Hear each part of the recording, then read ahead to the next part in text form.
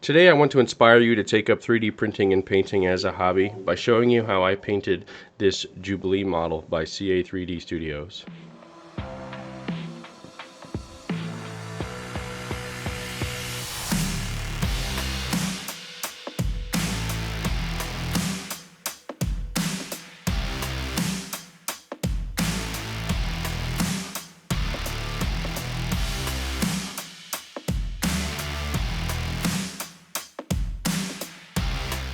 I started with this base as I primed it in black, and I'm just going to be spraying a white over top of the black parts that are not masked. So we masked off all the black areas that we might get overspray, and now what I'm doing is I'm just painting everything else white because we're going to paint this a bright pink.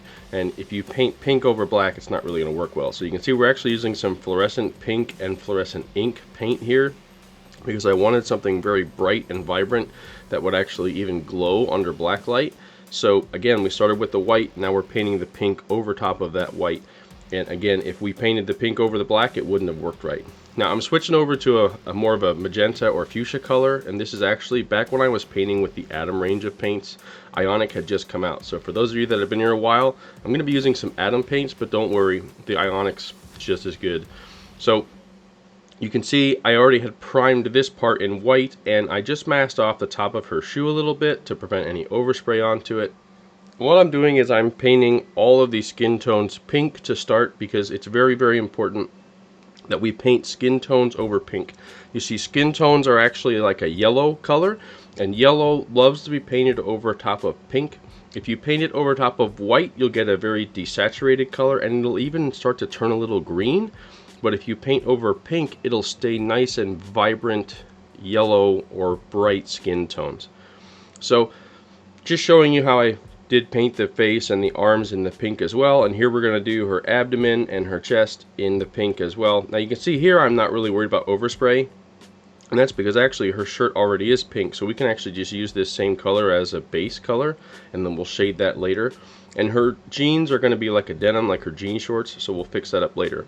Now, as I was mentioning, we want to paint yellows over pinks to keep them vibrant. But in this case, we have a jacket that is going to be a very bright yellow. So not skin tones, which is a shade of yellow, if you will, but an actual bright yellow. So what I'm doing is I primed this entire coat in white, and I'm spraying that same fuchsia pink, which you see in the background. I'm spraying that into the shadowed areas. And you're going to see this magic trick that happens as the yellow actually turns into like its different shades over top of that pink because we're starting with white. So again, this is different than skin tones because it is actually yellow, and you'll see what I'm talking about here in a moment. It's not skin tones, it's actually yellow. So here what I did was I took this magenta and I'm spraying it underneath her chest and doing a reverse zenithal to create some shadows on her chest there. And then I'm actually using a lighter pink color and doing an actual zenithal from the top to kind of create more contrast. Now, I kind of jumping around here, so forgive me, but now I'm going to use this carmine because I had tried this trick with the Atom colors, and it does work. If you really, really want to amp up the contrast on your skin tones, you can spray a red in the shadowed areas. I don't really do this anymore with my new Ionic recipe just because I have really good contrast, but if you're maybe just wanting to amp up the contrast and you don't have a large collection of skin tones, this is how you can easily do it. Simply put red into all the shadowed areas after you start with your base of pink, okay? And what that's going to do is actually create highlights and shadows just based on your base coat. In other words, your base coat is going to cover this up. As long as you do thin coats with your base coat, you're still going to be able to see these shades come through. So you can see I'm doing the same thing on her abdomen. I'm going underneath her chest, which I do have masked off. I'm going around her hips, around her denim jeans, and also like in her abs and stuff. And we're also going to do her chest and neckline. And again, what this is going to do is it's going to create subtle contrast because we're going to put 3 different layers of highlights, shadows, and base coat on top of it.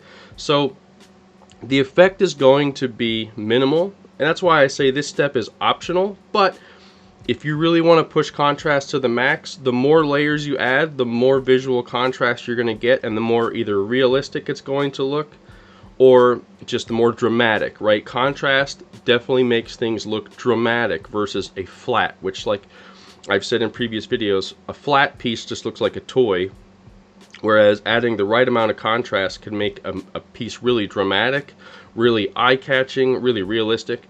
And here you can see what I'm doing is I'm adding an even deeper shade using the same red that I used on the skin tones. I'm using it underneath the yellow part of the coat. So I know I'm bouncing back and forth, but I'm showing you how I was using my airbrush, using all the pink and then doing all the reds. So here, again, this is my Atom skin tone recipe, which is still a great recipe. If you're interested, I do have it available on my store.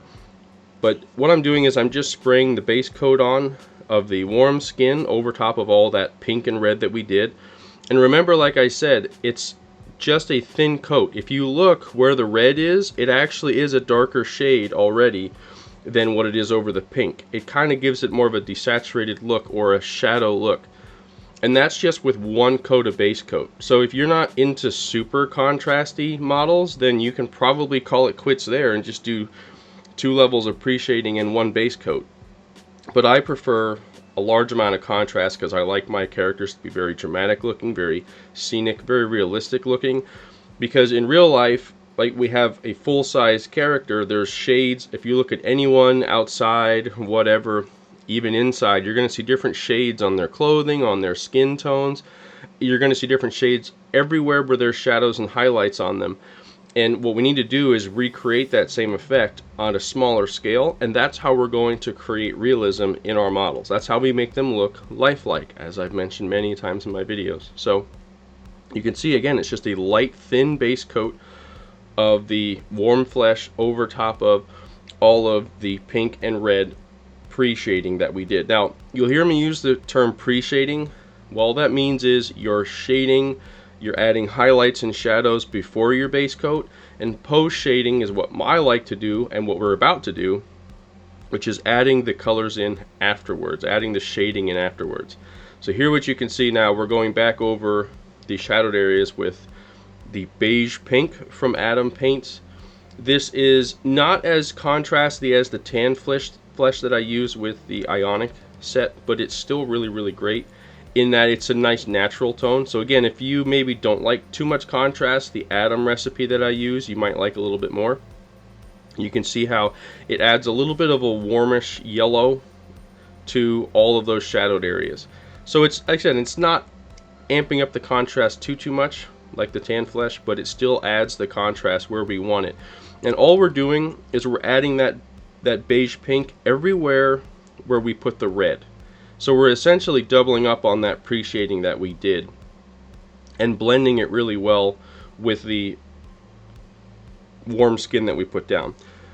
Now, one of the questions that I get asked a lot is like what size airbrush to use, and I've heard of people using like 0.7 millimeter needles and nozzles, and I'm like, how in the world are you going to do any kind of detailing? It's possible, I'm sure, but if you're getting new, if you're new to this and you want to get a new airbrush, I highly recommend getting like a 0.3 millimeter needle and nozzle airbrush because it's a great all-rounder. That's what you see me using here in the background. If you want something more detailed and you're looking at something maybe a little more expensive, you can look into that after you get started, right? Don't start with the latest and greatest one right away. You want to start with something easy for a beginner to use, and I'll highly recommend the GSI Krios, the 275. It's really, really great, and it's a dual action trigger. That's what I'm using here. I use it because it's just really comfortable. What you see me doing in the background is I'm actually highlighting the skin tones using a light skin, and you see me doing it in a zenithal pattern. So the shadows I deliberately added in shadowed areas on this model, and then I'm doing the zenithal from above. So to create those natural highlights. So we're getting them on her abdomen, on her chest, on like her clavicles, which is where you would see the highlights on a woman, and it just really adds that level of realism that we really like. And you guys would have seen me do this same exact recipe on my magic video last week, so definitely worth going to check that out if you want to see how I painted magic. I'll leave that in the description for you all.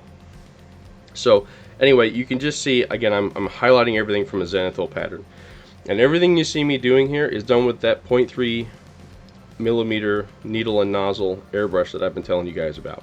Highly recommend, if you're getting into this hobby, to start there. It really is the simplest thing. Now, if you're interested in any of the paints that you see today, I do have the Atom paints, I have Ionic, I also have AK Quick Gens, which is a nice alternative to Citadels that are much lower price, but they still do the same thing because they're translucent paints. And if you're into markers, I have the AK Play markers available on my site at relentlessstormmodels.com. Definitely go check that out. So all the Citadels you see me using, I was using Citadels before AK Quick Gen came out. This video was shot long before Quick Gen was even a thought. So I just want to go back though and show you specifically how we're creating that contrast with this pre-shading effect on the jacket. And you can see I'm using that Imperial Fist, so it's a nice bright yellow color. And you can see how all the reds and pinks are actually turning orange. So this is one of the cool tricks with yellows, specifically if you're using a contrast paint such as the Citadels or Quick Gens, is if you start with the primer being white, you add in those red and pink shadows, it actually turns orange. It's just a really cool little magic trick that has to do with layering the colors on top of each other and how they kind of, well, literally change colors in front of you. And it's just beautiful because it's such a simple way to do pre-shading, and then there really is no post-shading necessary. If you wanted to, you can certainly post-shade this, but this is one of those few and rare occasions for me personally where pre-shading is all I need, because once it's pre-shaded, I'm just gonna go ahead and add on my translucent yellow paint in this case, and all the shading is done. It's just like a magic trick. Look how all those pinks and reds turned orange. I mean, the video speaks for itself. I wanted to make sure I didn't edit any of this out so you guys could literally watch it happen. I didn't do any post-shading. This is all just how it finished. So now that that's done for now, we'll come back to the detail painting. If you notice in the background, if you're kind of following my process as I go along, I'm doing everything with an airbrush first in this case, and then I'm going to come back and detail paint everything. That's just my process. I like to airbrush and then go into detail painting. And I'm using some different pinks here to create like a look like a bubble being blown out of her mouth, because she does have bubble gum, like a bubble coming out of her mouth. I started with clear resin, put some translucent paints on. It was still too dark, so I added that bubble gum color to it, and I think it turned out really, really nice as looking like she's blowing it out of her mouth. So it's pretty cool. Now, moving on to her shoes. So I'm starting with her socks. I'm just cleaning up some overspray. Even though I masked off her socks, it's still, you're gonna get some overspray when you have some weird shapes like this, especially round shapes. And you can say, well, sure, I could do better at masking, but really, personally, I rarely mask. I really don't care for it. I'd rather just fix the overspray, because I always end up fixing the overspray anyway. So I fixed up the overspray on the socks, got them painted like a nice white color. Then while that was drying, I figured I'd paint the Band-Aid that's on her leg. So I don't know what that's for, by the way. If you guys can tell me what the importance of the Band-Aid is, you can let me know. I don't really get it. I don't know a lot of details about some of these characters. So, like, if you guys want to give me a full dissertation as to everything I need to know about Jubilee in the comments, that'd be wonderful, because I don't know everything about her. But anyway, painted the blue parts blue, and then I actually am going to paint the bottom of this that same white color, similar to like her socks, just to add in, well, the details that we need to add in, because it was just like a primered white, which is really like a grayish color, because it was a gray piece when I pulled it out the printer. Now you can see there's another shade of blue here I'm adding in, so I did like a light sky blue for the lighter blue, and then just like a kind of a normal blue color for the other parts of the shoe. And you can see I'm just filling in all the details with a brush. Now, if I remember right, this might be me painting with Monument Hobbies, because Ionic wasn't a thing yet. I don't even remember anymore. I painted this so long ago. But you can see I'm using various sizes of brushes. Larger brushes for the larger areas, and I'm using really fine tip brushes to get in those details around her shoelaces. And I'm pretty happy with that result. Now, I also have like her armband here, so it's just painted black, and then I painted around the band on her arm in a dark gray. And then after that, I just need to add some metallics to it as well. But before we do that, we need to paint her fingernails, because why not? She's already wearing all pink, so if this lady is as fashionable as I think she is, she's gonna have pink fingernails as well, and I think it looks really good. And here's that metallic I was mentioning on top of her armband there. Now we do have her other hand, which has like a leather glove on it, which we're just painting in black. And then we also have these gold chains or rings, and then she has another wrist thing that we're going to add some metallics on. But you take notice, before I painted the metallics on, I painted it black. Oh hey, Ionic was a thing. Wow, I must have just got Ionic, because that's the Ionic gold. So yeah, and here I'm painting on the silver in the steel color over top of the black bits there. So you can see how I was mentioning, like, you have to paint metallics over black typically. Like 90% of the time you want to do it that way. Here we have the masking off and everything cleaned up, and we can see how that looks now with her pink top and her skin tones. One critical step that I don't typically show, but I do, and it's really good tip to get, or habit to get into.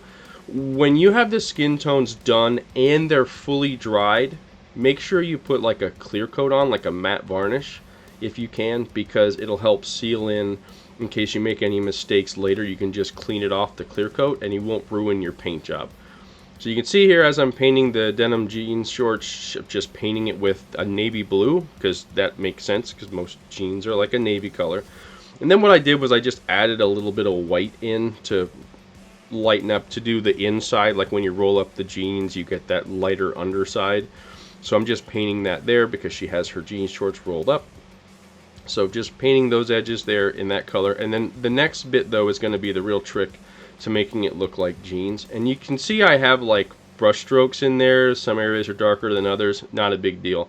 I'm going to mix this light gray, and this is Azure blue, which is just a very light gray blue. And we're going to dry brush this on. This is what really makes it look like denim. And you can see I'm just using a run-of-the-mill dry brush that I got on Amazon, and I'm just going over top of all of the areas very, very lightly. I'm not putting a lot of pressure on, and remember, make sure when you're dry brushing, practice on something on the side first. I use a paper towel and I dab it all off until there's barely anything coming out, and you get this really nice look when it's done of denim. It just adds that kind of faded white edge that we see in denim, and I think it turned out really nice. After that, we have the black belt we need to do. We have some other details on that belt and her buttons here. So like typically my jean buttons are usually like a copperish color, so we're going to paint them copper. And you can see how even that little bit of dry brushing brought out the detail that's on these jean shorts, which I think is really nice. So once we get those buttons done, then we can focus on the rest of the belt buckle, which is just a lot of silver bits. Just using a very small brush for this and using some Atom metallics, which still are my favorite even today. I use Atom metallics on every single model that has any kind of metallics on. So really, really highly recommend those. And again, everything's available over at my store if you're interested. So here we can see what that looks like after we have those buttons done. We have the red inside here. And you can see what I'm doing here is I'm actually starting on the innermost part and working my way out. So that essentially what you're seeing is I'm going to paint in a way that prevents me from having to go back and like touch up edges and stuff. So painting that red in there first was really critical. Then we'll paint in the gold here around the edges, and then we'll finish with black on the inside of the X for our X-Men logo that everyone is wearing. So I will say, because I, again, don't follow it that much, I never even heard of Jubilee until I saw this model, and actually it's one of my favorite versions of Jubilee, is this one by CA3D. I actually seriously think this is probably one of my favorite models, just looking wise. I love just the design of it overall, because, I mean, who doesn't like a girl in a pink top and short shorts? I mean, that's awesome, right? And it's just, what I like about it, though, is also the color scheme, because I like the denim, I like the pink, I like the yellow jacket. I mean, come on, anyone, Cake out there, short skirt, long jacket? I mean, it's a short jeans, shorts, long jacket, but it still works. Anyway, I'm totally getting off topic, so, or am I, actually? I mean, we were talking about Jubilee, so it's all good, right? Painted all the metallic details on her coat, her long shirt. Again, I just love how those details came out with just a little bit of appreciating. So now we have her head to finish up. We're going to be painting all of her hair black, which is a long, tedious process. You'll notice there's liquid mask on her glasses. So for those of you that ask if I use liquid mask, yes I do, in very rare occasions such as this, because this head was printed in clear. I need to point that out if you didn't notice that in the first few flashes in the beginning of this video. Her head, it was printed in clear, so I used liquid mask so I didn't get any spray on her clear glasses. Now I'm just using some various pink shades on her lips here. Again, you can kind of choose what kind of lips colors you want. I like the more natural looking colors. And again, she has like a pink shirt on, so maybe just a little bit of a pink lipstick. She also is blowing a bubble, so it's not like you're going to see her lips that much behind the bubble. The other thing she did have was like this pinkish purple medallion around her neck, so I actually mixed some purple colors, like translucent colors, with metallics to try to make my own purple metallic, and it worked out pretty okay. Now I'm painting all the black details on her face. I already did the eyebrows, and I'm just slowly working at her eyes. Now I have since started painting the white of the eyes first and then doing the black around the edges of the eye, because what I often find is if I paint the black edges around first, as you see me doing now, and then I paint the white in, I often have to go back and touch up the black edges, so sometimes it's easier just to paint the white first. But here you can see I'm also outlining the eye, something that I typically do only on the larger scales just because it's much easier to do. Give you an outline. I'm adding in some like coral pink color to the tear duct there to add some realism, and then I'm filling in here, in this case, all the white parts of the eye. Now I don't use white when I paint eyes, I use ivory, and here you can already see how I'm kind of struggling to stay inside my black line I made, which is why I say sometimes it's easier just to paint the white first, go back over the black line. It's a little bit easier. But again, I'm using ivory colors here. I typically use ivory for the eyes, so it's a slightly off-white color, which I think just works out a lot better. Now here what I'm doing is I'm using a brown, because she has brown eyes. I'm using like an umber brown over top of the black outline I did earlier. So the black outline I'm not really utilizing other than to give myself a shape to work with. Typically now I just paint the color in, but again, it's up to you. If you want the black outline, it's really important for characters such as like anime characters. It's really important. So totally up to you how you want to do the eyes. But I will say this next step is really important, is adding in the highlights. If you ever look at eyes, they're always like a darker color at the top and a lighter color at the bottom. So what I'm doing is I'm adding a lighter brown, and then I'm even adding just a little touch of yellow at the bottom of the eye just to add really nice highlights. And then we finish it off with adding the pupil, and then we're going to add a little white speck on the side where maybe the light's coming in, and this really adds to the effect of light being shined in their eyes. Now the last step though to really sell the realism is to add a gloss varnish over top of her eyes and lips to make them look like they're wet. This really sells it when you have light hitting it. Now, we do have a few more details. As I mentioned, I took the liquid mask off here. I had to scrape it off, which took a while. And I'm using this familiar pink to spray over top of the clear parts. This is an Army Painter paint. It's very similar to a Citadel paint, another alternative solution. As I mentioned, I'm using QuickGen these days, but still have all these Army Painters because they are really nice paints and they're nice alternatives, and who doesn't like having options when it comes to paint colors? Let's be honest. So after a couple coats, you can see how I'm building up that effect. I'm keeping the clear effect because I'm using a translucent paint. If you use acrylic over this, you'll immediately lose the clear effect, so you got to use a translucent. But you'll notice it kind of looks a little flat, so the trick is to add some gloss onto it, and as soon as you put gloss over top of the clear, it'll actually look like it's clear again. It might take a couple coats to get where you want it to be, and I do have some touch up, as I'm sure you guys are all noticing, around those glasses, and I'll clean that up here in a minute. But you can see again how we're trying to make it look clear. Now I've also used tricks on smaller parts where I actually paint the part metallic and then use transparent paints and gloss over top of it to create what I call the gem effect. It works just like a mirror does, where you put silver behind it, put a clear color, and then gloss, and it works really well. But in this case it's so large I didn't want to use that. And also, if you notice there's a little bit of overspray, that's okay because it actually makes it look like there's light coming through it. But that's how we paint Jubilee.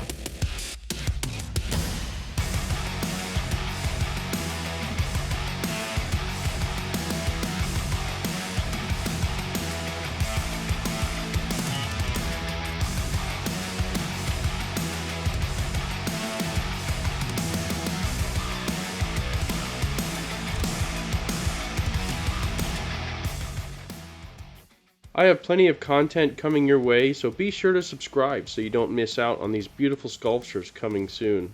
I know so many of you have reached out to me on Discord and told me about how my work has helped you and inspired you in creating your own sculptures.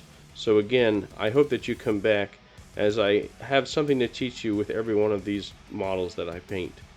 I'd like to take a moment to share some information about my website with you in case you're a collector or maybe you're just new to the hobby.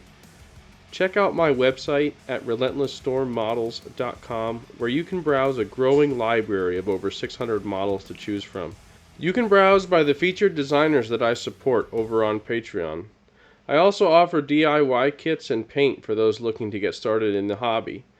Paint supplies are discounted 25% when you purchase a DIY kit. All the paint available is hand selected by me personally, so you can trust that it'll be easy to use and lead to a successful paint job.